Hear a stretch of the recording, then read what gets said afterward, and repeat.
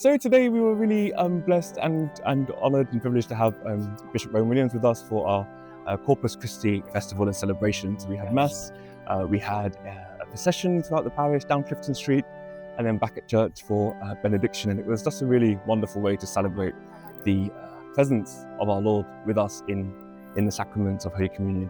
And it was a real gift to be able to be reminded of God working through the sacraments and working through each of us.